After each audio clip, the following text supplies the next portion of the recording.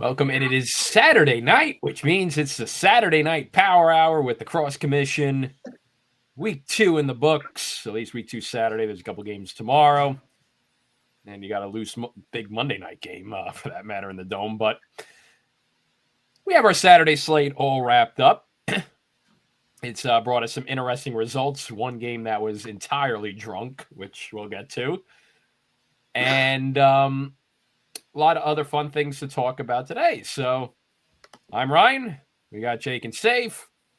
It's Saturday evening, and there's imminent snow coming, so it's not like you're doing anything better. So why don't you have a seat for an hour and listen to us chat about the day that was in college lacrosse, in college lacrosse's version of ESPN's 2014 World Cup Tonight, as we like to model ourselves after, just with a much lower budget.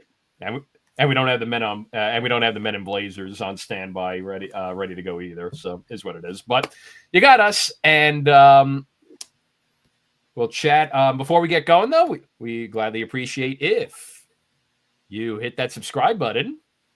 That way, every Saturday evening, you're ready to go, ready to hang with us, and hit that like button too. We really appreciate it that you're joining us, and we'd really appreciate the like. So, boys, how's it going tonight?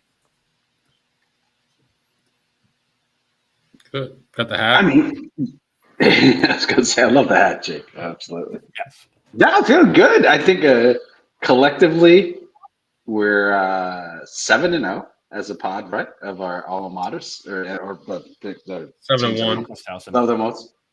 Oh, Towson, yeah. But I was like, that's not. But speaking of vibe checks, I have like a Hopkins mob is definitely feeling pretty good. I put in the chat. First time the Jays started 3-0 since 2017, right? They did go 4-0, and then 4-7 the rest of the way. But other than that, so both good and ominous. So Jays fans, sure, at least be happy about today. Yeah, took care of the Hoyas, but yeah, in general, yeah, I'm feeling good. On the Cuse end, I don't know. Men's basketball just finished up the worst triple overtime game of all time by beating BC. But on the lacrosse end, so far so good. They look very good. They'll finally get a real test with Towson on Monday. But, I mean, that Jacksonville win last week looks all the more impressive after what the Dolphins did against Duke today. So that's a good sign. I mean, we'll get to know more about the Orange this week. Towson and Maryland up ahead in the next week. So and Utah. We'll get our real feel of the Orange. Oh, well, Utah. Maybe should we take that one back? We got to talk to Utah. We have to have a dialogue, a conversation. Before we move on, before we move off of vibe checks, I got to ask, how's the island feeling? St. John's? Is there is St. John's the Long Island city school? So St. John's is a weird case where because of their location in Queens, basketball, they're a New York City team. You know, they play at the Garden. I mean, everyone's on the St. John's bandwagon now. They beat UConn last night. They're going to be top 10 in the nation. That's specifically what I wanted to ask you about the vibe about, because I figured I don't know if it transcends your UConn dislike to the men's team, but also being from Long Island. Oh, absolutely. I hate UConn men's basketball just as much as the women.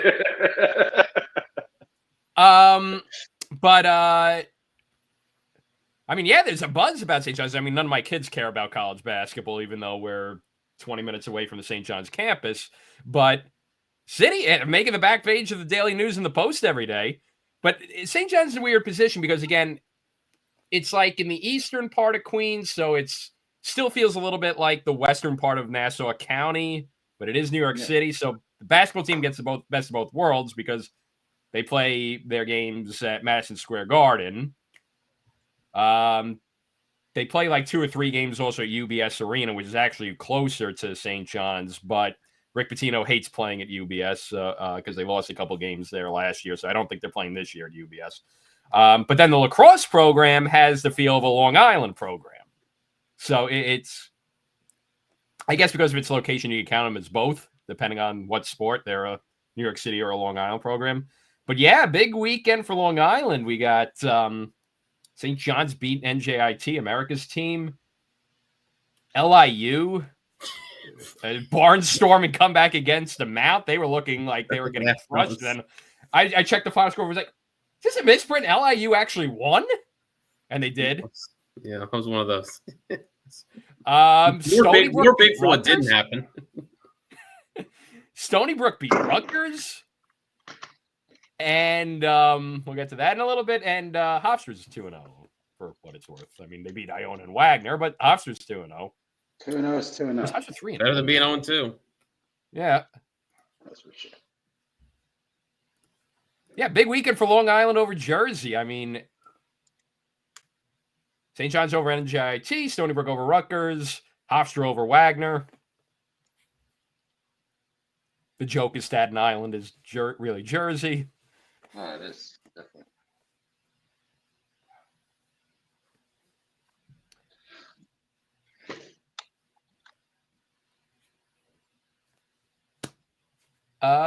So yeah, shall we get rolling, or do we want to know anyone else's vibes? Or oh yeah, Jake, I thought you were going to jump in. Oh, no, man, I'm happy to be here. Nowhere else I'd rather be. So I stop the clock. I think I almost just closed the stream. So, I think we should definitely. I think we should definitely start. Yeah. All right, there we go. Now, chat, and once again, we could talk in the fourth person because we're actually streaming. Is North Carolina back?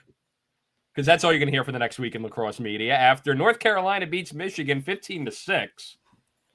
So the Tar Heels, the big mystery box of the 2025 season, starts off in a positive direction with a pretty emphatic win over Michigan in a top 20 matchup. So, everyone was wondering, well, if the Tar Heels show up on offense,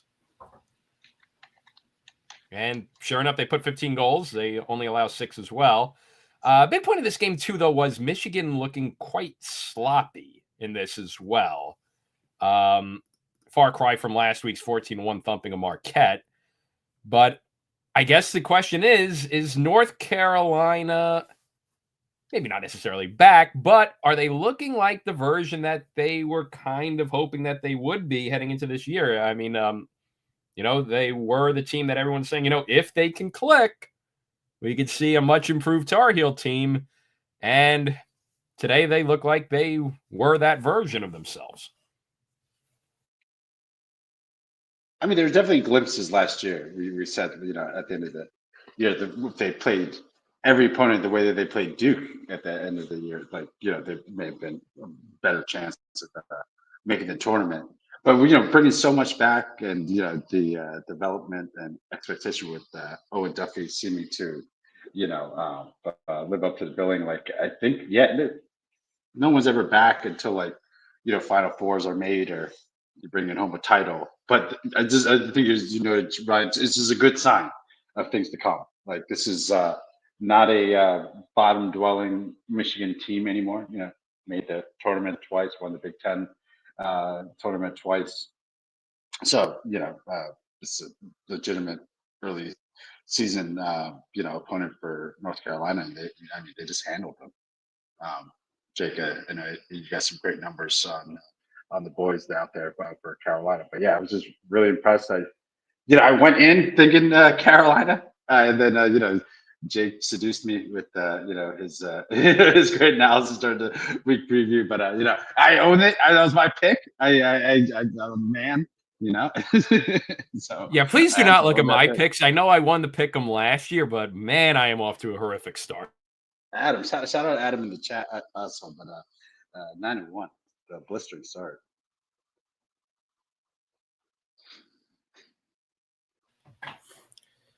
Yeah, Carolina.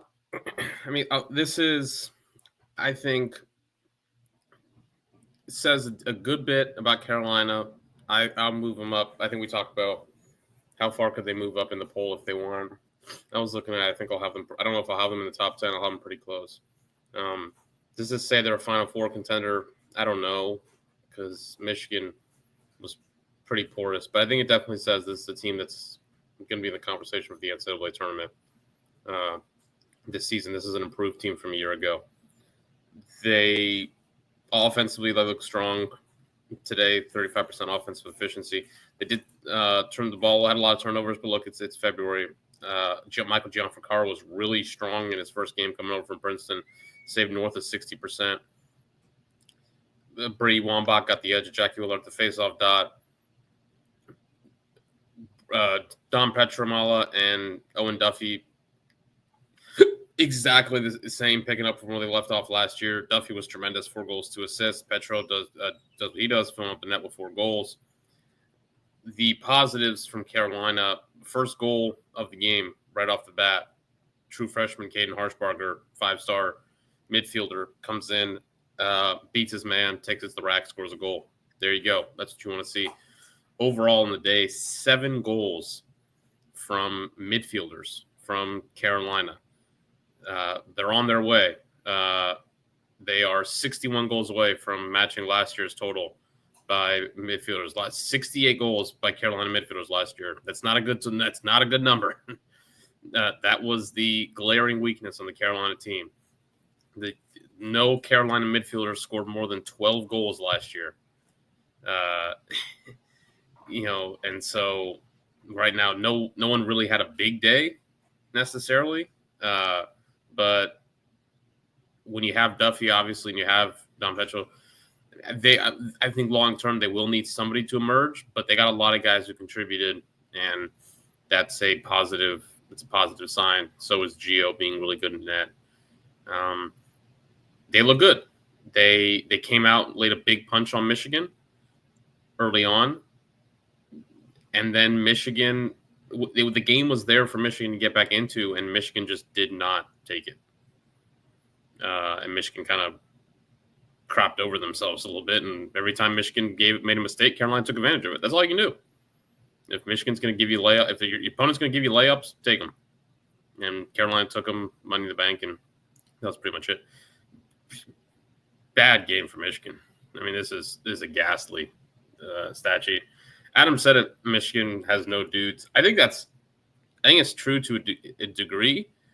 I think if we talked about it in the pod, if Michigan's going to wind up needing to rely upon a late season Big Ten tournament run, I don't think that's in the cards this year. I don't see the offensive firepower. I think Weller's been good at the faceoff dot. I'm not sure he's Justin Wheatfeld. I don't know if that's the play this year. I just don't know if they have that kind of ceiling.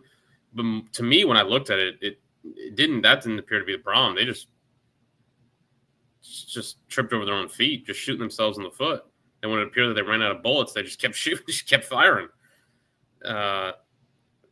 20 turnovers, 8 failed clears in this game. And, I mean, could not handle pressure whatsoever from the Carolina.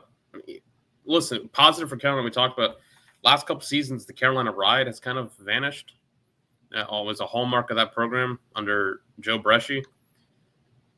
I thought they rode well, but not particularly, wasn't a menacing Carolina ride necessarily. Michigan just seemed to run themselves into pressure. And even when they get it past midfield at times, they seem to have problems. Just tons of issues here. Didn't look good at all. So not a good performance for Michigan, their first road game. Carolina played well. I thought for sure get off to a good start. And then when Michigan gave them opportunities, they certainly took it. So 1-0 for the Heels. We talked about not usually starting with a game of this kind of difficulty, Big Ten opponent. They pass it. I think it's a good thing for them. They got Stony Brook at home next week. Seems maybe, potentially maybe a little bit of a trap. I think both them and Hopkins have trap-ish games. Hopkins certainly, but shouldn't be what you call a trap game, considering they know all too well about that game on the schedule ahead of their game in 2 weeks. And then for Carolina after that, Stony Brook, and then they go to Homewood to play Hopkins, and then they got that little Ivy League two-step with Penn and Princeton. So a nice February litmus test for the Heels. I'm excited to continue to see this team test themselves in the early weeks.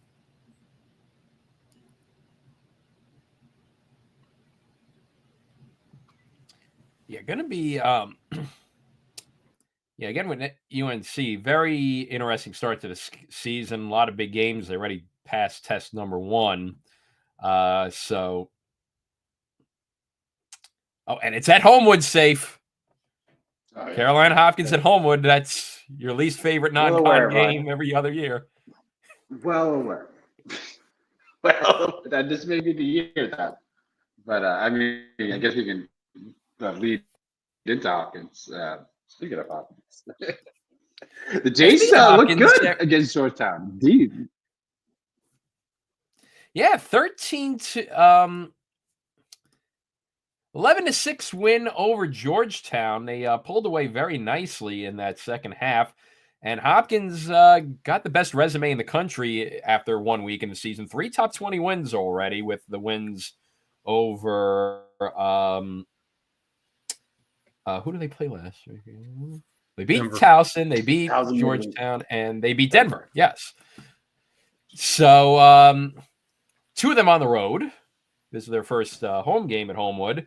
So Hopkins already building a nice little padding to start the season off, and 3 impressive victories. It's never easy to go into Johnny Unitas on a weeknight. They were able to pass that test and avoid any letdown from the big win in Denver. And then they come along and beat Georgetown as well. So the Hoyas, week 1, they had the slow start against Loyola, but then pulled away in the second half. This go around, though, not able to keep up with Hopkins. For the Hoyas, opportunity to get a big win on their resume slips by. But for Hopkins, best start out of anyone in the country, I would say, at this point, by the fact that they've got 3 top 20 wins when before even 20-some-odd teams have even played a game.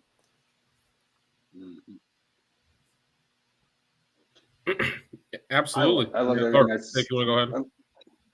No, I was just saying, I loved everything I saw today, man. I mean, offense very efficient. I mean, 16 shots on goal, 25 total for Hopkins for their 11 goals. Georgetown had a lot of opportunities. I mean, they were saying it throughout the broadcasts. Shout out to Quinn and Cart. The Hoyas were getting shots. They may not have been the best shots, may not have been the most angled, or may have been a little bit premature. That was something they kept connecting on that Georgetown, always had, maybe like not always, but like had an extra step or 2 that they could have taken to, increase the percentages, but they weren't able to do that. And Jacob, I think one of the best calls you made, just about Stout, like maybe the biggest impact transfer, maybe for Hopkins for a little while, but I don't know, nationally, I'll let it all play out, but Jays fans are, extremely happy with him in the net. The offense just looks more crisp. It just looks like more people are engaged. I mean, you know me, I love Jacob Angelos, and not just because he shares a similar name to you, Jake, also a friend. But I just thought he did great helping that transition from Milliman. So I wasn't just a little bit concerned. So I definitely don't mean to slight him at all. But it's Simmons's viewing theory. That he has, like, if you're kind of seeing that with Hopkins, like the offense that they had last year, and again, a lot of things contributed to not be able to take them to the Final Four. But I just feel like I think they're going to just have a much more lethal attacking unit, and like what we're seeing with Hunter Chauvette, like just turning into a star. I feel like this is a team, just like I said, I always felt last year that there were really good players, but like I was wondering if we're going to have like any killers, and it just feels like maybe we're going to have a few of them this year. Or at least people just like really make an impact. Collison, I love that one bully goal that he had. Finishes the day with 5 points total. Russell Melendez, still kind of having a comeback season. finishing with 3. But yeah, Brooks English, Hunter Chauvet, just bringing in just a lot of power there with 4 points each. So I just love what I'm seeing. And defensively, I mean, the first 2 games that the Hop had, like you probably should have held the opponents to the single digits. Denver had kind of a extra man opportunity late, and Towson had that push in the 4th to get them to 10 goals. But yeah, it felt like this was a complete effort for the D, to hold Georgetown to 6. It's just like really just a testament to what Kesteser is able to do with that Hopkins defense. It just really feel like they are kind of locked in, and not so much looking too far ahead, but I just really love where they're going. This is it's the first time 3-0 since 2017, and fighting chance to get 4-0, and then you got Carolina. So I'm loving it. I think Hopkins Nation loves it as well. Yeah, Adam mentions this. I think they brought it up on the broadcast. They practice clearing writing at all off season, which every team does, but it really seemed to be a focus since we talked about it at the end of last season. The mess, to some degree, it was in the Virginia game, especially just the way Virginia broke them down physically. Virginia, it was. I kind of made the analogy to a boxer. Hopkins was trying to make it. Hopkins was trying to make it to the bell, and Hopkins built a big lead on points in that Virginia game. Like, they ran out, got ahead, like big on the cards. And if Hopkins could have made it to a decision, the ref would have raised their hand in that Virginia game. But Virginia knew they had to play for the knockout, and just sent avalanche after avalanche after avalanche, and it felt like maybe Hopkins could have hung on. They needed more guys, horses in the middle of the field, clearly athletes who could punch back and withstand. Guys who you don't play for a decision. You don't play for trying to protect your lead on the scorecards. You play for when you get pushed up against the ropes, you punch back. And clearly, these are some guys who have helped in that regard. And I'm also mentioning this that they were switching everything. Yeah, that was something I mentioned on the pod me and Safe did. Hopkins has done a very good job in this matchup, controlling matchups. Their defensively against Georgetown the last couple of years, and that's when Georgetown had more guys. They have not really had they've never really been concerned about who Georgetown had offensively in the last couple of years. Georgetown has had I think I mentioned like the very few number of assisted goals that Georgetown had in this game. And what that's telling you is Hopkins defense was not sliding. They were not getting over aggressive. Georgetown was not forcing Hopkins defense to react. We always talk about how do you get assisted goals? Well, someone slides, extra pass.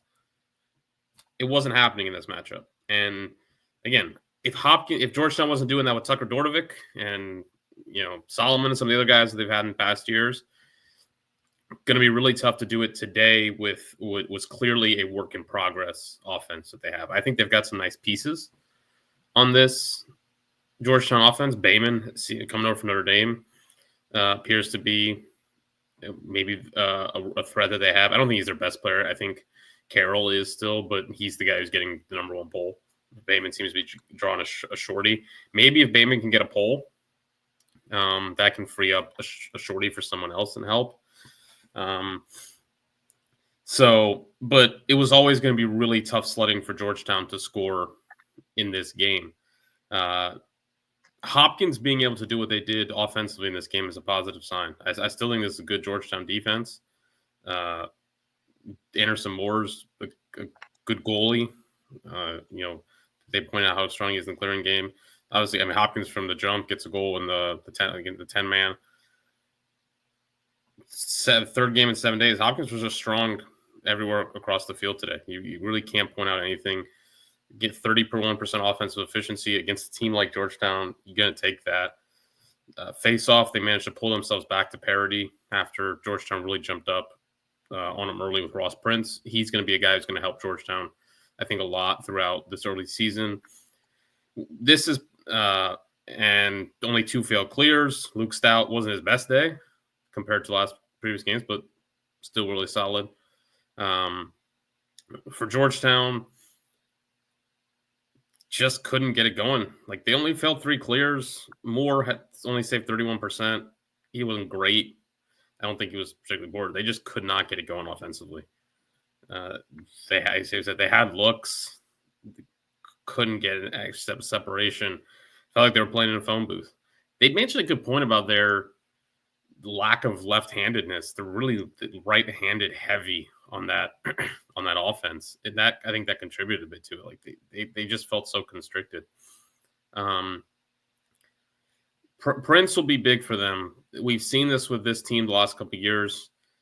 Early in the season, when they kind of because they have a tough schedule early on, when they take some defeats, how Warren has been able to steady the ship. And obviously, they have the Big East in their back pocket.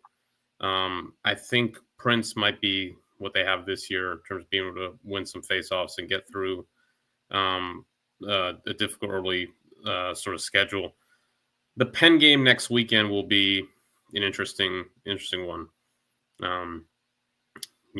Where Penn's a team defensively, I really like that Penn group. Brendan Lavelle back there, Emmett Carroll, maybe the best goalie in the country. That's going to be another one that figures to be really tough for this Hoyas team to score on. Can they find a way to grind out some faceoffs there? Maybe squeeze it out. If not, they could be looking at, with Notre Dame coming down the pike again, 1-3, which again, no one's going to be looking at Georgetown at 1-3 and saying like they're done. But if they can get through that one, I think they'll be feeling really, really good about where they're at. But this is a program that's done a really good job of managing through this tricky early slate that they have. And they have Notre Dame at home, and they obviously beat a better Notre Dame team than they played last year. They beat a better Notre Dame team last year than they'll play this year, on the road. So we'll see. I mean, they were a better team last year than, they figured to be at this point in time. But look, they're a work in progress right now on that offensive side of the ball. But they got a lot of they got new faces, freshman wise. They've got different pieces coming in. Joe Caesar, is a kind of reserve guy who's playing. Jordan Ray, Bayman's obviously freshman coming in. Kevin Miller, freshman. So they've new faces. So it'd be interesting to see kind of how they can navigate it. That Penn game, I think, is interesting. That's Penn's first game of the year. I think it's in DC. That'll be one. If you're Penn, I mean, look, Penn's got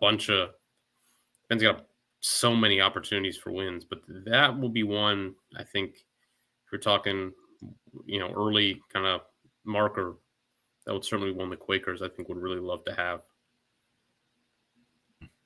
Yeah, that is one thing for the Hoyas, though, is that they do have runway as well, because I think the way things are shaping up, it was going to be kind of a stretch for the Big East to get a second team. You never know with the way things shake out by the time we hit May, but I think they've got a lot of runway into becoming the team they want to be once Big East play hits. And but again, work in progress, but they do have a very good opportunity next weekend with Penn at home. And if they could win that, as you said, Jake, last year they beat one of the greatest teams of all time in Notre Dame, and gave them their only blemish. So, they've still got opportunities up ahead. You got to think too, they got some sneakily good games in their non-con later up in March as well. They're going on the road to Albany too. So that wouldn't be a shabby win. And then they got a home game against Richmond in the back end of March too. So there's still other opportunities, even though it feels disappointing now. If they can work themselves up, they've got still some very good opportunities for good wins down the pike. Yeah, they'll be fine. Speaking of being fine, are you fine, Jake? Oh, am I? Oh, I was going to. Listen, man.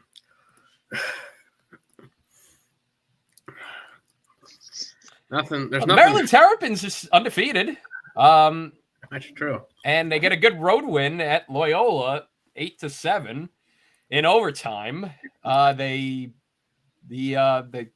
probably should have won that in regulation. They probably should have not been asleep at the wheel for large swaps of the game, but Maryland's 2-0. So, and here's the thing. They go into that daunting Syracuse, Princeton, Notre Dame stretch, but we want to remind our viewers, because we know about trends, Syracuse and Princeton have never beaten Tillman-coached Maryland Terrapin team. So you got history on your side up ahead, Jake. Does that make you feel any better?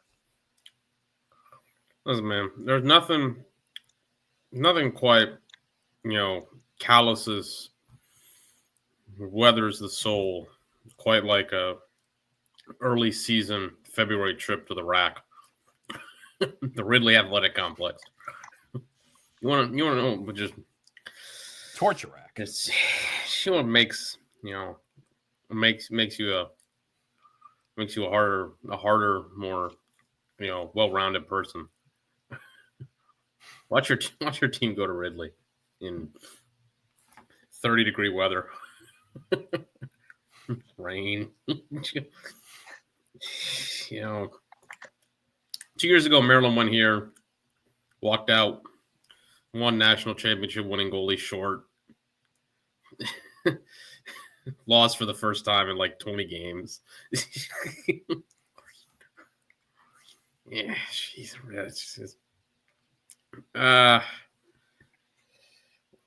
well, this one, Loyola at home, man.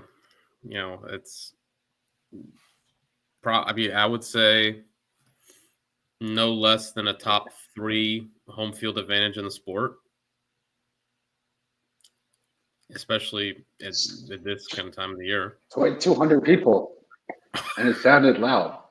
2,200 people, and every single one of them cheer for Loyola. Some of the attendance. It's just a dream. It was like South Philly. Like they're all on one side, and 2,200 people. They all cheer for Loyola. It's a raucous atmosphere.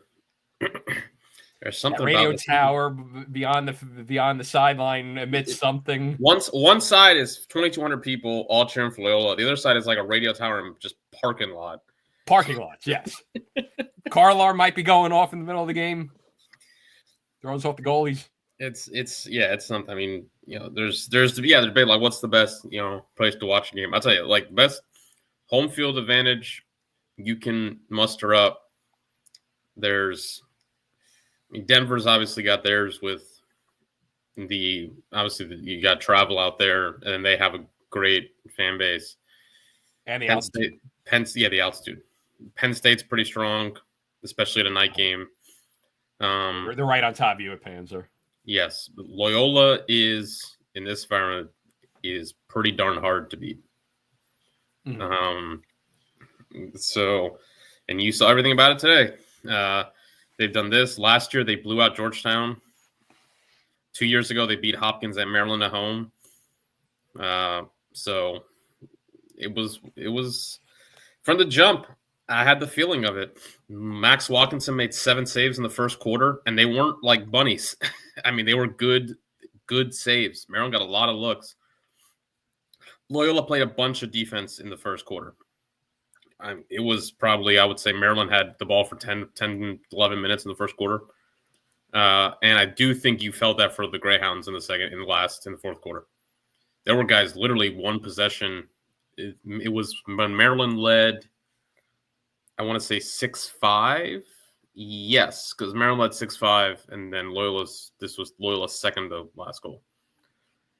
Loyola had a defender literally like crouched over with his, hands on his knees before the end of the Maryland possession. Hands on his knees, like gasping for breath. Like they were dog tired. And I think you felt the amount of defense that they had played over the course of this entire game.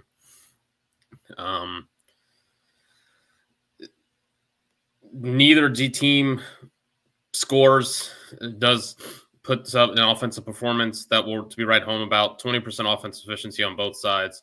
From the Maryland perspective, it's not good offense. I mean, neither team plays like good offense, you could say, but 18 turnovers, not pretty. A lot of misplaced passes, high, low, not good. The first quarter there was offense there. The first quarter, Max Watkinson makes a bunch of saves. After that, it was a familiar story.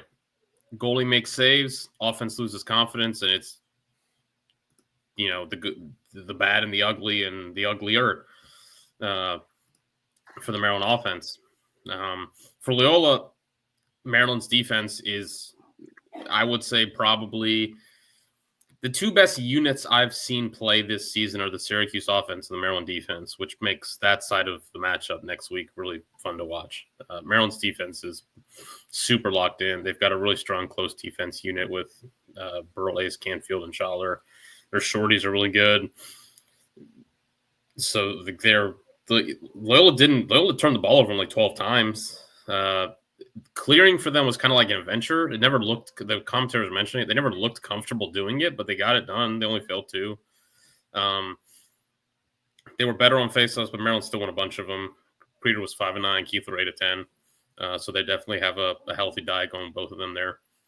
So neither team could get a lot going. Either way, finally Maryland burst the dam in the fourth quarter. Eric Spanos took the game over in a way that it was just dying for someone to do for Maryland. Make someone grab the bull by the horns and do something. Be aggressive. Take initiative. And he had 3 goals. And so the offense certainly woke up in the fourth. Loyola letting this one get away is going to be a kick in the – I mean, look, Loyola had this game. You led 5-2. You held them scoreless for over 20 minutes at one point. I mean, and you had heroic shot on goal. Go ahead, Zay. No, we only have 1 shot on goal in the second and 2 in the third. Like this, Loyola could have kind of think of this right then. Yeah. Sorry. Yes. And Maryland, Loyola had like what? How many shots on goal did Loyola have in the first quarter? 3. There you go. So Maryland should have been up like 4-0 in the first quarter. Loyola could have blew the lead open in the second and third. Loyola, and the thing for Loyola, you have heroic moments in that fourth quarter. Remy Reynolds, who has an incredible game here, he has 1 goal, 4 ground balls, and 5 caused turnovers. He makes Maryland's at 6-5, the possession I talked about, where the Loyola defender is literally, like hunched over the guy. Loses. Remy Reynolds D-twigs. The Loyola commentators are talking like, man, we need to get like a timeout here. They're like, because if Maryland scores, it's gonna, we need to get to the media timeout. Like just it's gonna be a stoppage, but but we can't let Maryland score before that stoppage because it's gonna be 7-5. D-twigs a guy for the caused turnover, takes it down the other way, full field, shoots the oh no shot that if McNaney saves it, could be a sit on the bench, we don't see you for 3 months type shot. Scores to tie the game at 6. So GB caused turnover goal end to end, game tied at 6. Keenan Everhart, young guy for Loyola, sophomore, the possession before Loyola ties it up, I'm pretty sure it was, I think he was the guy, right out of a timeout, takes a terrible shot. Just turned around the corner, lollipops it right into McNaney's stick, comes back, next possession, scores. Just no fear. And that's what Loyola needs. They need guys they need some guys to show up and play with. They've lacked, guys like this. He had 2 goals. It was, he made his presence felt. So they had guys make heroic plays in this game for them. And again, Watkinson was 11 for 19 on saves, but through 3 quarters, he was 9 for 11. Again, Maryland put up 6 goals in the final fourth quarter and in overtime. 6 of Maryland's 8 goals are in the fourth quarter in overtime. I had the Terps Loyola on the TV, and then Hopkins Georgetown on like the larger second monitor that I have, right? And they both started at the same time, obviously. There was a point, Jake, where the Hopkins game was like 8 game minutes behind the Maryland Loyola game. Like Maryland Loyola was like already 11, 12 minutes into, left in the fourth, and Hopkins and like Georgetown were still like 4 or 5 minutes still in the TV third. those TV timeouts, man. They add up. They're just stacking up. And then all of a sudden, like 15 minutes later, because of the burst from Maryland, like it kind of evens up. Then Maryland is like only like actually like 30 seconds behind that Hopkins. I was like, oh, this is great. For Maryland, like positives here. One, listen, they won. I mean, you win. Winning matters. Just win, like they won. Two, Spanos, the guy made things happen at the end. Matt Keegan mentioned he was their best player a week ago. He comes out, scores the OT winner. Guy who's beginning to seem like maybe who could emerge and do some things for the Terps. That's a positive. The defense was great again. Face off good again. It's not again. Ridley is Ridley. It's you go there and you go there, you get a win. You don't complain about the win that you get. This is not going to quiet the calls for Spencer Ford, the 5-star, true freshman who's currently wearing sweatpants on the sideline. At the end of the day, Maryland's offense has looked like this for 3 years. And if you've got a young guy who's that talented, who's not playing, people are going to be like, why is he not playing? And people are going to be like, why does it look like – you're going to be like, why does it look like this? Does that mean it's going to change? I don't know. It could. I think at minimum there needs to be – Braden Erksa needs to go back and play midfield. We did this last year. You put him in midfield in the tournament, and it looked better. Why is he playing attack again? Like he had like 4 turnovers today. He's not wearing sweatpants. He's dressing. Look, he's dressing. He ain't playing. I'll say that. He's not playing. He's not. He hasn't played a second. And this game was 8-7, and they were down 5-2, and he didn't get in the game. So. As a Syracuse fan of the panel, you know exactly what's going to happen. He's going to play against Syracuse and put up a second-half hat trick to beat us. Calling it now. Here's your Logan. Here's your new Logan. It was astonishing to just look at the score at the fourth and like when Loyola was up 5-2 going into the fourth quarter. Like I was just like the score. We make jokes and rightfully so on some teams, and I was like a Terps team with 2, and I was like they gotta. And you were just so funny in the DMs. I was like, I hope the Terps like just turn something around, or they just show something, and then obviously the explosion to save it. But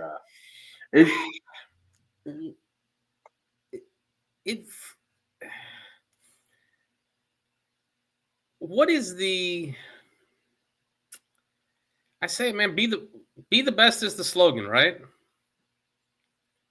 Is it a slogan or is it a slogan? Here's the thing. I say this. Here's what I just said. It's the slogan. Is it a slogan or is it an ethos? That's the thing. Is it a thing you say or is it a thing? Is it who you are? Now, if he's really not good enough to play team, all right. But it's hard for people to watch that, which we've seen for 3 years, and believe that a guy like that can't help your team. And, again, there as I tweeted out, there is probably a good answer. There is an answer at least. Again, at minimum, I think there needs to be some we saw Braden Erksa last year. I've seen him play attack. I've seen him when he gets guarded by poles. He thinks too much. He gets in guys' bodies. It's too many turnovers. Simplify the game. He played midfield in the tournament. Get him on shorties. Get him going to the goal. There's a tweak. You can put Keegan in attack, get him behind the net more. He's a guy who played there a bunch for Binghamton. At minimum, when you've seen the thing I've seen it for 3 years now. And again, this is one game. Do I think they'll play this poorly against Cuse? No. But yeah, the offense has looked like this we're talking 3 seasons. We're on the 3rd season now. And it's a lot of the same personnel. And so you gotta, I think people are looking at it. It's like, what's the idea here? What is this offense hasn't been working? And so what are the changes? And we saw some changes in the tournament, and it appears we go right back to Erks at attack. I don't know. That doesn't make sense to me. That one doesn't. That one to me, at minimum, that needs to switch. Yeah. Do I think, do they put Ford on the field? I don't know. Just because people are upset, does that mean it's gonna happen? No. And again, I don't watch the practices. I don't know if he's, maybe he's not a rated boy. It feels hard to feel the guy's not, because we've seen this product out here, and this offense, this mix isn't working. And even if it's not, maybe it's not even just about the talent of these players. Guys need to play with confidence, and these guys, for whatever reason, they play the first quarter and shots don't fall in, and immediately it's we're out of confidence, and we start throwing passes all over the place. The offense in the first quarter was fine; they just couldn't hit shots. Which again, I mean, that's a problem in and of itself. But still, the ball was moving; they were creating looks. But at a certain point, I think people look at like 3 years of like, you can't. People just get tired of the players you can't hear excuses. You're Maryland, fix it. The players lacked confidence when people weren't shooting, and so they lacked confidence. Shots weren't falling, so they lacked confidence. Shoot better. Where's the push in transition, y'all? If you can't create offense in the 6-on-6, push in transition. You won a lot of faceoffs. Push in transition. Well, teams were, dropping into the hole and not allowing us to do that. Make an adjustment. Do something else. You gotta change it.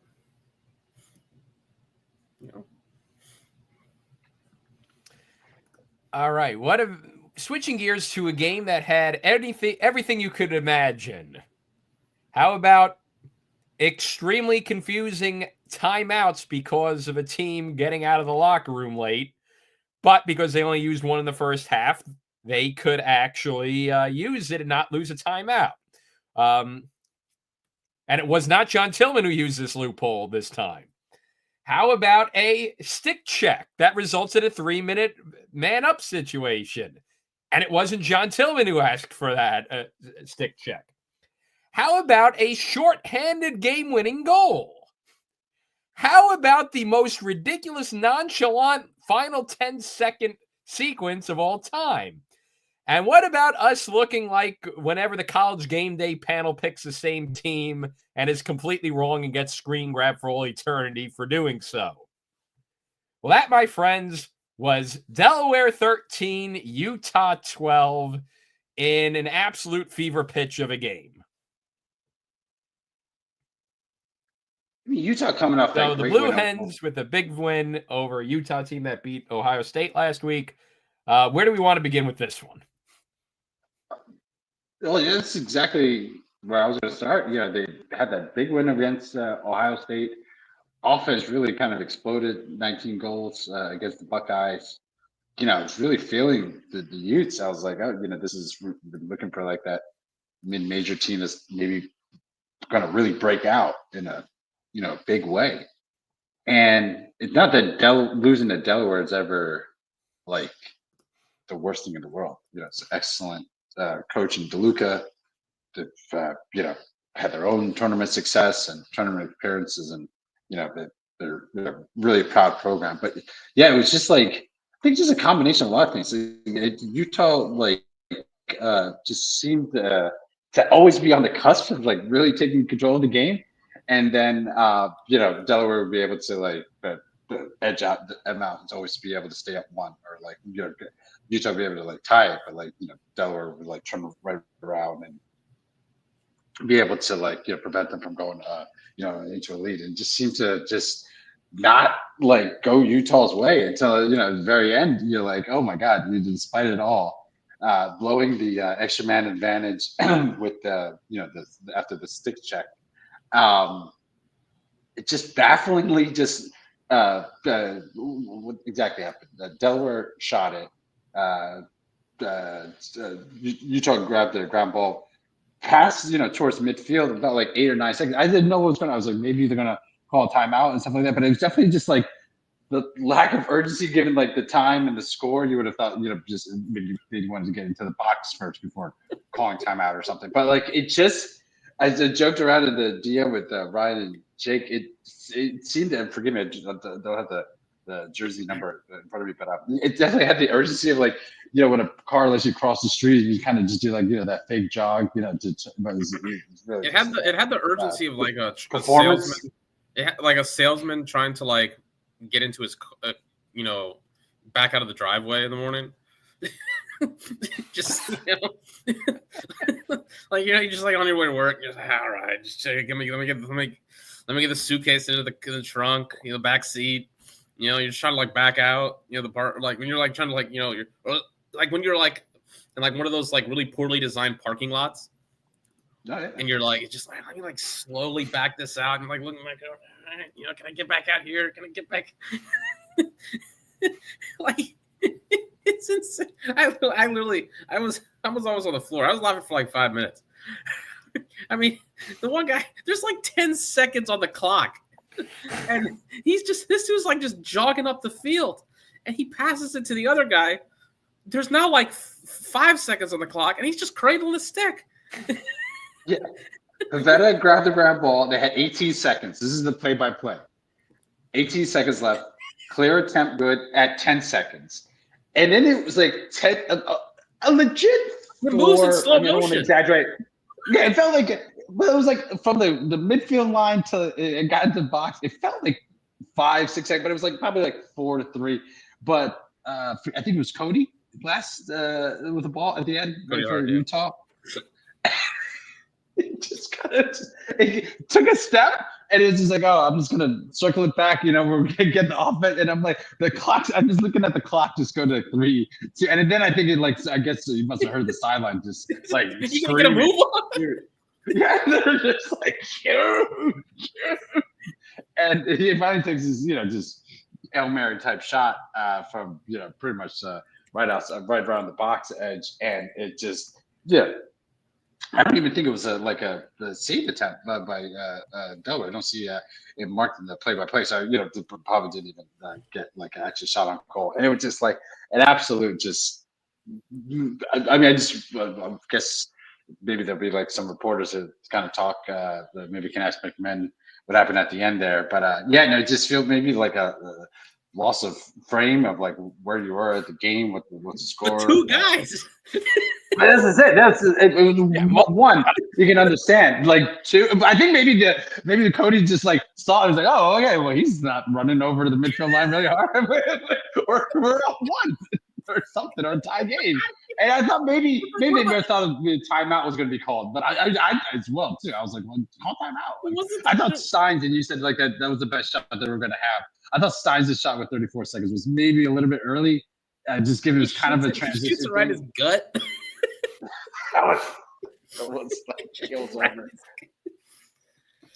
Damn, do we even talk about them allowing a goal man up? Yeah, that whole sequence is started because they allowed a shorthanded goal. It was all amazing. because of a stick check.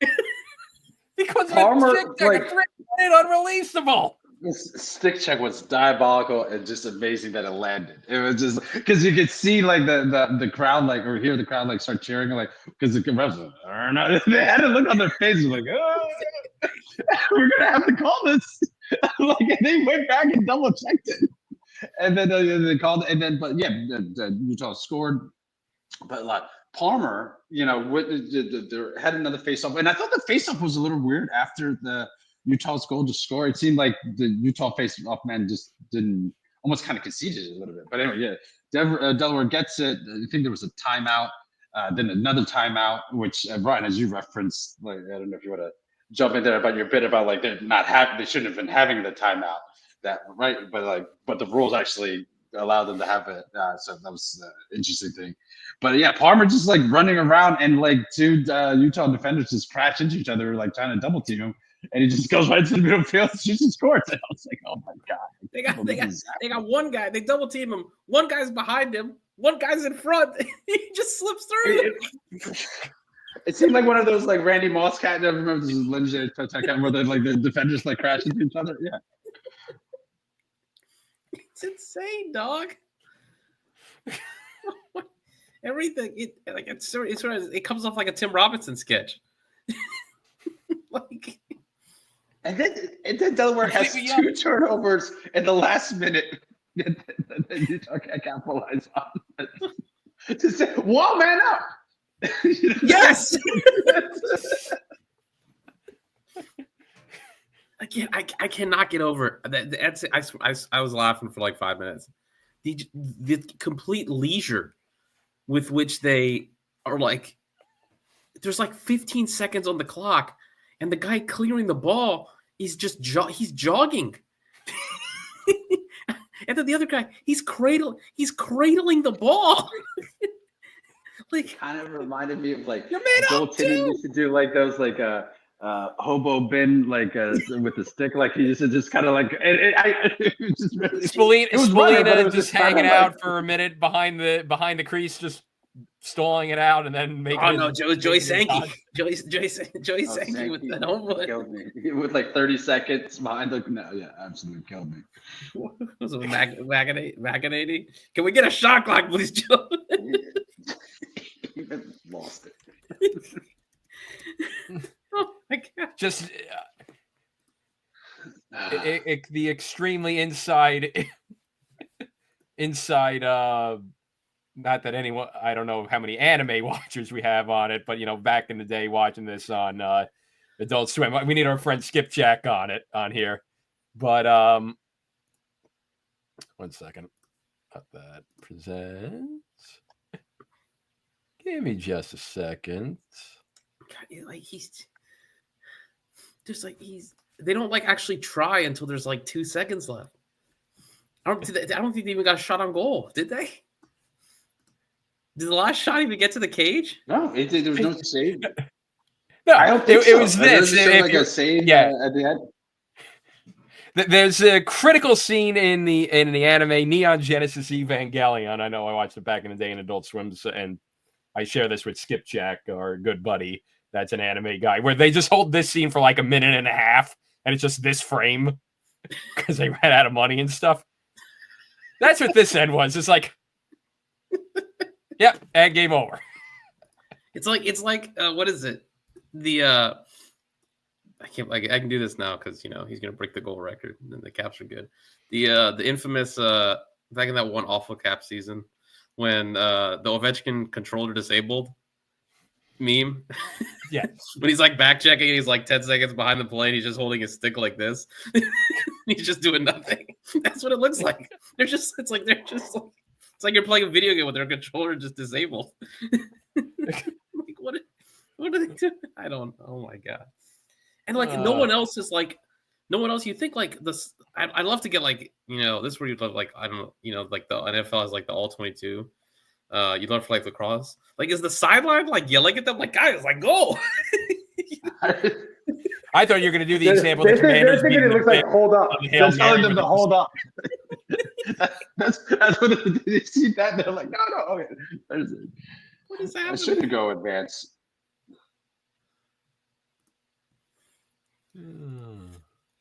Oh man, crazy, unbelievable, wild game. Utah. It's the whole game before it. I think I add up like 5 minutes before the Georgetown match. Like it feels like Utah's going up a little bit. 5 minutes later. 5 minutes later.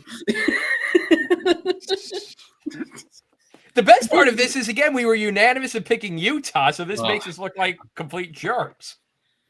The whole game feels like designed for either one, like a massive win, or a really respectable loss. They lose a bunch of face-offs. They play a pretty clean game before this. It's the whole game feels designed for, you fight, you through that, lose a bunch of face-offs. Delaware team, just released the program. All right, you lost. You know what? Fair enough. Just solid performance. That fourth quarter was crazy. Both teams just went back and forth. The crazy thing is, like, I literally tweeted like 10 minutes. I'm like, man, this is a great game. Full field game. Both teams are like defending the entire. Like Utah's picking Delaware up on like the end line, defending. This is great. And then the last sequence is them just cradling the ball with 5 seconds left. just completely unaware of time and score. Unreal. One guy tweeted us in our. I might reply to him. He was like, "Thoughts on the stick check?" And I was just like, kind of pondered it for like 2 minutes, and I was like, "I'm not getting myself into that again." Don't worry, Maryland, Princeton's in 2 more weeks. God knows what. He was like his reply was like, what did he say? He's like, lacrosse Twitter went nuts when Tillman did a uniform check in a regular season game. I was like thinking to myself, I'm like, yeah, you're not wrong. McMinn pulls it out with like 2 minutes left, down 1. And gets a shorthanded goal scored against them. A shorthanded game-winning goal. Like it's Cale McCarr on a penalty kill. Unreal. Elsewhere, Duke beats Jacksonville 14-9 in what was a weird first half. Jacksonville looked like they were in it for the first half, and game was tied for much of the first half, and we're wondering, wait, is this the same Jacksonville team that Syracuse absolutely annihilated the week before? Duke pulls away in the second half, wins 14-9, but still weird game. I guess every Duke-Jacksonville game in Florida ends up being weird, but definitely a weird one. Yeah, game was pretty tight. Duke was able to really kind of stress the possessions in the second half quite a bit. Duke defense played relatively well. Duke, Buck Cunningham in goal. They kind of Danowski, because it's Danowski. Patrick Jamison, everyone thought, kind of had a strong hold on the goalie position. Now a guy who sounds like a great Gatsby character has come through. Buck Cunningham. So that's something to watch out for. It was a railroad magnet in the 1890s. He's competing with the Rockefellers. Yeah, Duke's offense. He was Carnegie's businessman, and then they, had a falling out. Yeah. So, don't remember him in history, unfortunately. Duke was like half of their. He's the guy. Yeah, he's the guy who left Morgan Stanley and made Florida. That's some investor. Yeah, he had to sell. He lost his fortune, so he had to sell the mansion to the state, and now it's a state historical site and arboretum.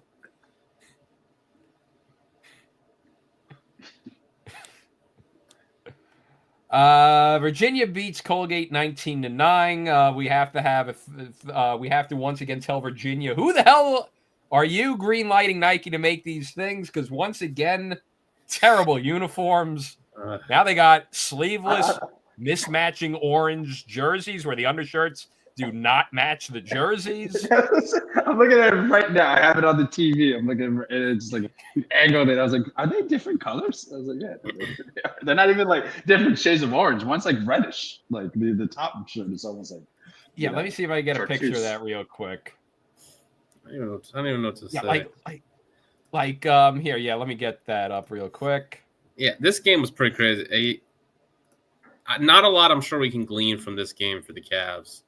Yeah, like I don't even know what's going on here. And that makes it look good, the mismatching. Like there's worse. Oh, definitely 100%. Like look at it. I don't mind the blue and white smocks, but yeah, the kind of supposed to be the same color one. Like that doesn't hit. Yeah. Terry Floyd tweeted this out. I mean, Colgate went with the run with the runner move with this, and I kind of liked it early on. Didn't hold up, but Colgate's got some.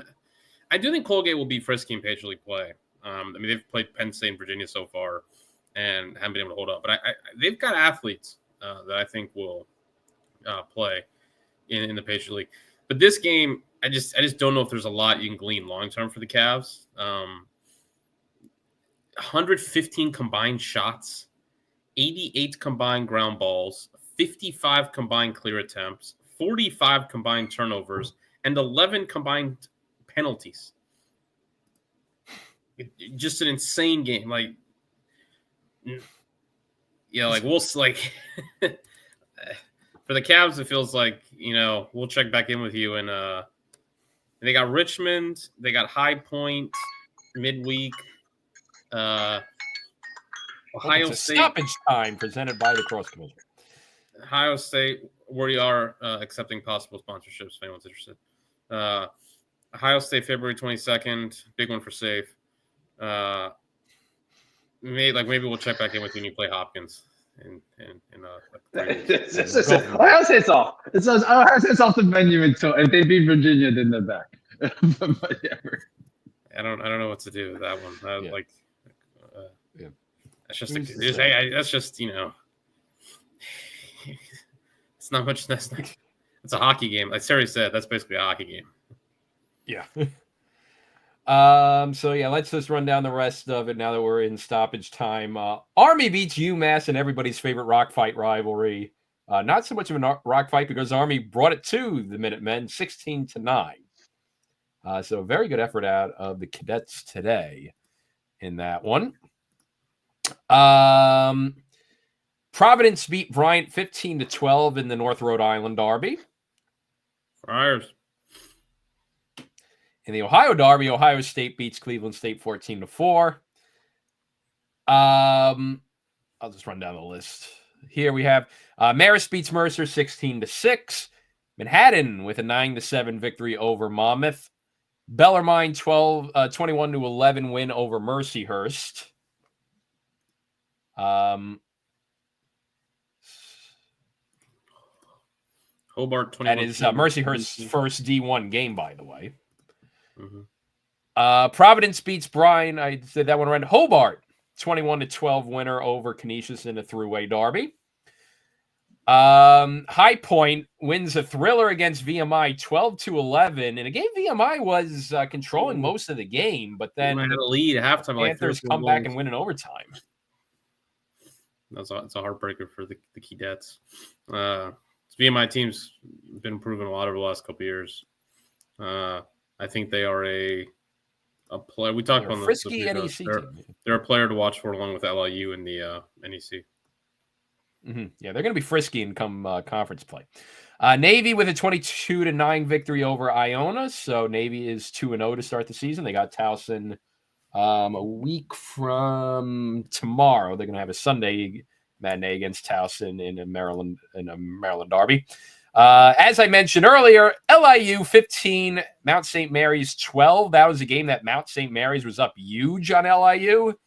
And then you looked up, and then all of a sudden LIU beat them by 3.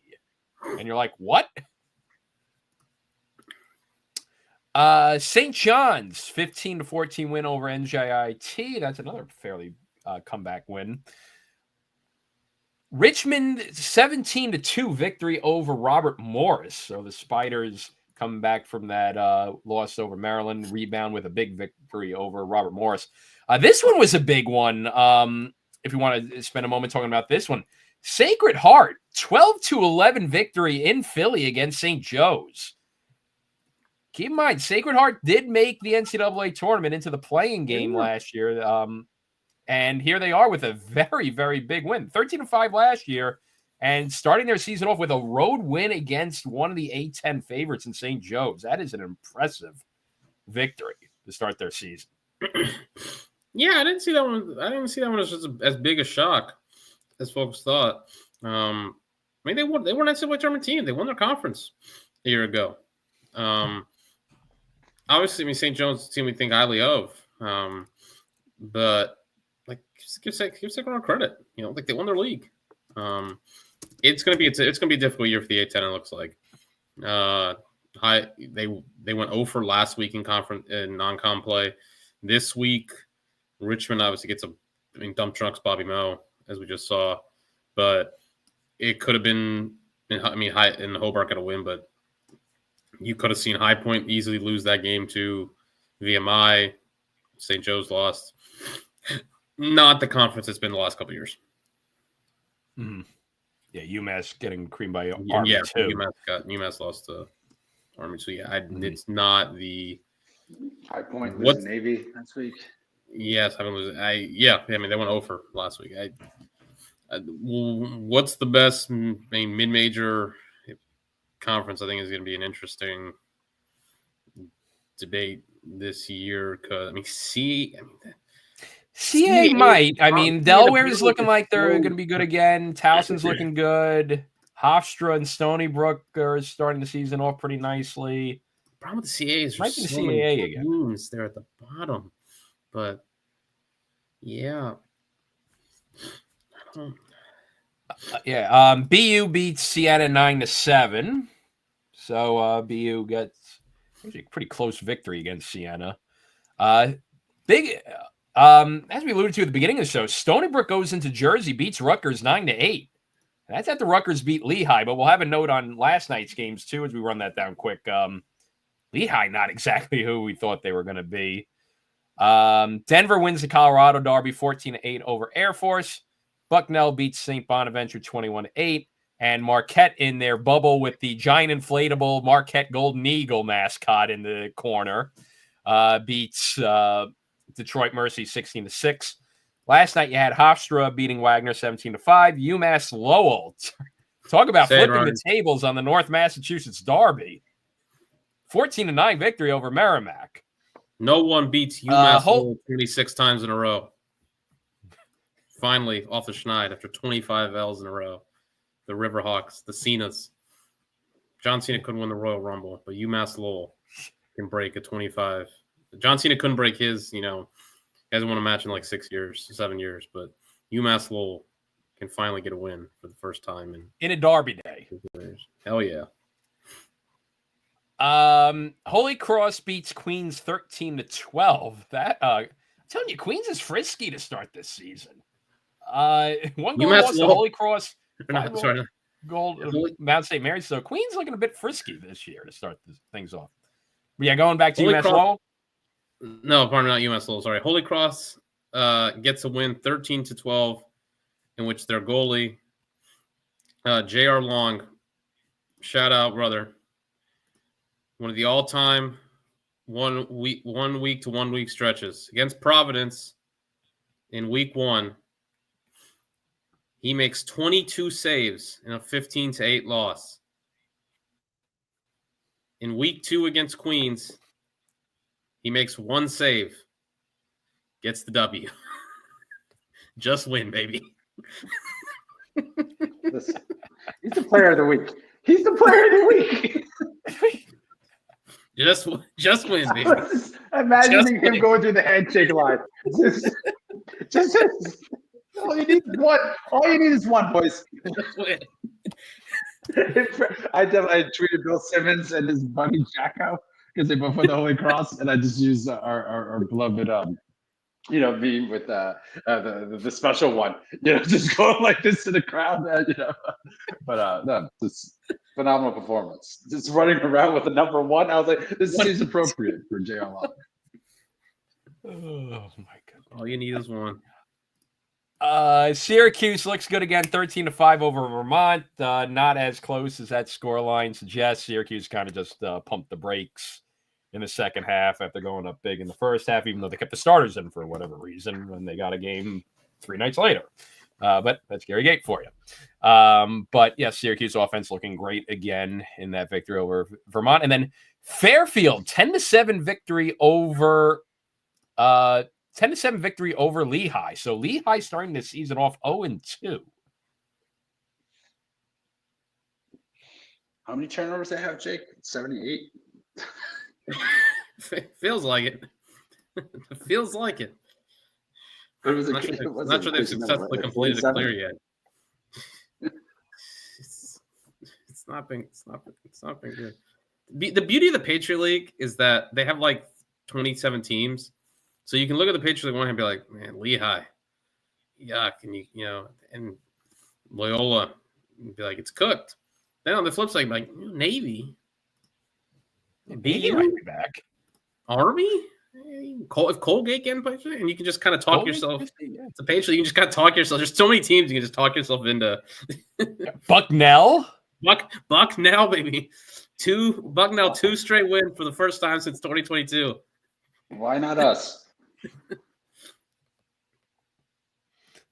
And then before the podcast midweek with you guys, the big game Monday at 5, Towson, Syracuse. Should be an interesting one. You also got Penn State, Villanova tomorrow for Super Bowl Sunday. And you got a couple games on Tuesday night as well. UMass Lowell Holy Cross might be the Tuesday afternoon game for the memes. We shall see. Oh, yeah. And Notre Dame finally starts their season on Wednesday, too. And then next week, we get the Ivy League back into the fold. And we're basically at a full house next week. Week 3. I'll address some of your concerns about offense, Jake, with Mr. Tillman when I see him in Princeton in a couple weeks. Thanks, I appreciate that. Like, with a sign to just say, why is Spencer playing? Just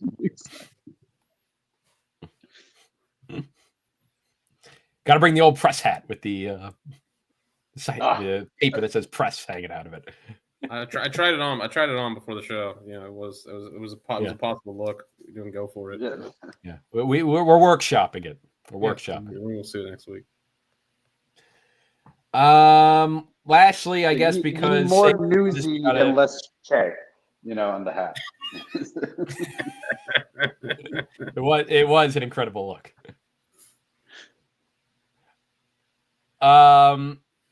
Before we go, Safe Eagles are in the Super Bowl tomorrow with the the least anticipated Super Bowl in quite a while. Highly anticipated in parts of Trenton.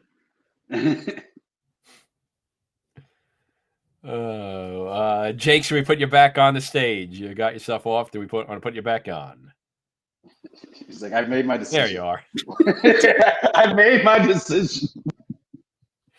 I mean, I don't know. Like, man, are you looking forward to 4 hours of touchdown Tom Brady and Fox do nothing? Jake, you do need to come back for this one. What would you rather? Me like jubilant and so happy the Eagles are victorious, or me going the woe is me, we can't, poor Philly. And this is one of Jake's best bits because like Philly's been in so many finals or like conference finals, and it's not like we're a starving city. We just haven't won one, but so I think it'd be better just one week of just super happy, safe, and then instead of like, oh, pity Philadelphia, oh, pity me. Just say if I say this as your friend. You're like, you want neither. I think you as my friend means you want me to be as honest as possible. I'd rather root for Satan himself than the Eagles.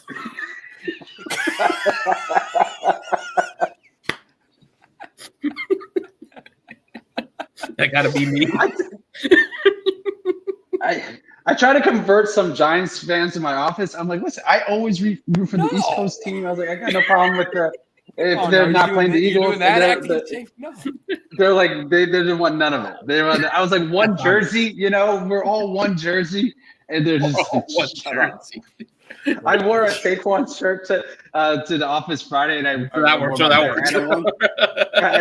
was like, I had the tie and the shirt underneath, but with the Saquon, and then the same thing with the Diana shirt. I definitely got booed a couple times in the cafeteria, but after the Eagles beat the Commanders, and it was so funny because one woman came, I was like, "Is that Princess Diana?" I was like, "Yeah, no, she's an Eagles fan." And then she went back to her table. They're like, "Yeah, it's an Eagles shirt." And the guy I just hear boo like across the hall. Settle down. But yeah, everyone looking forward to a Super Bowl from 2 years ago on the same exact channel that aired that Super Bowl 2 years ago. This is I think this is the thing that's getting me about the Super Bowl. We need to get into like a rhythm of this. All this, bouncing around with the broad. I think they should do. I think the Super Bowl should be public broadcasting. I think PBS it. PBS it. No. That or Amazon, like BBC does with the FA Cup, I do right? love the Amazon View. Did you guys ever try the Amazon View occasionally for the Amazon games where it's like kind of looks like a Madden game? Me and Safe discussed this. I think we should. And it was off of me and Ryan's DM spit. I think we should public broadcast it. Jim Nantz, Greg Olson, no score bucket. Just make like BBC with the FA Cup. CBS football. Just the field. Just Murphy Brown ads, and next. Brought to you by the Helena Rubinstein Foundation and support from viewers like you. Thank you. Welcome to the Super Bowl. That's what I'm looking for. Commercial free for the people. Nationalized for the Super Bowl. Exactly. Yes. All of them for just only the Super Bowl. Nothing else.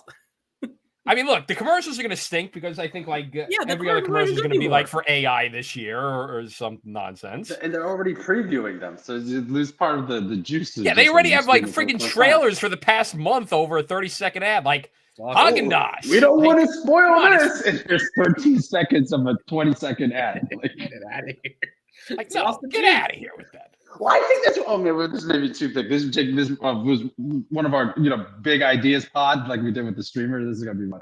But it's like I think with the professional sports is like it almost is like the games and the winning are second to making money. It feels like What's safe? You're not looking forward to Fox with constant cutaway shots to the two most underexposed people in American history, Taylor Swift and Donald Trump. I just want it like the old school where it's just like, here's our 8:00 show on Thursday. It's like a commercial for that. That is all this vertical integration that we always talk about. What happened to just like plug in How I Met Your Mother and or whatever. 16 minutes right after the game. Sure that's what I want to hear. That's the only commercial I want to hear. And on the West Coast.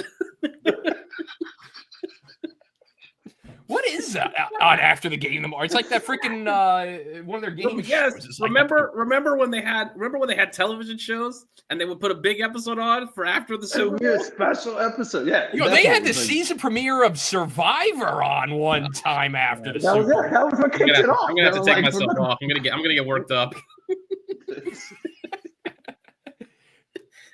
But don't worry, next week we get NBC talking about for once in a lifetime, for the second time, how they're going to go to Winter Olympic coverage right after the Super Bowl. It's too much. It's too much, man. Oh, man. Well, if you liked all that banter and our lacrosse analysis, make sure to hit that subscribe button and hit that like. Give us a thumbs up. We're glad you joined us tonight to discuss some lax. We'll be back at it next week. I'm sure there'll be absolute sober analysis and thought after a Maryland-Syracuse game on this podcast. Or Maryland-Syracuse game last year. That was one of our best. That was one of our best. The best one we did. That was good. And we get to do next week. Maryland Syracuse at 2. There's Brown Fairfield 3:30. That's it, man. Another one. Quick and early. Evening power hour. Just wait till the following week. We've already noted the 22nd. Seriously, Ryan. Seriously, don't get me started. Everyone playing at noon. Okay. And by everyone, we mean everyone's playing at noon. Is there something going on? The biggest slates ever, and they're all at noon. Is there something going on? Is there like a thing February 22nd? Like, what is that's insane? There's like one game after 1 o'clock.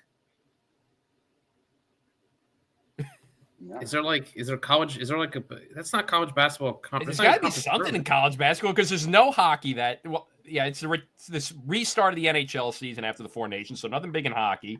Basketball, there's nothing in the NBA. It's the week after the NBA All-Star game. There's got to be some big college basketball game. I don't know. I really don't know.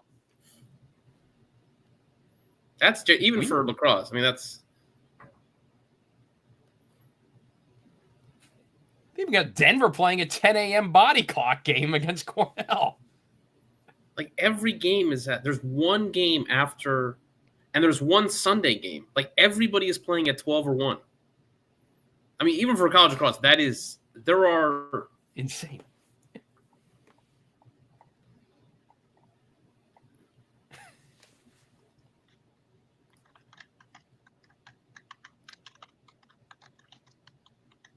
There's 33 games at 12 or 1. Like, what? Next week, at 1 o'clock, there's 3 games. And at noon, there's 19 games. So that's a lot. But, there's still next week. Yeah, next week you got Maryland, Syracuse at 2, Denver, Utah at 2.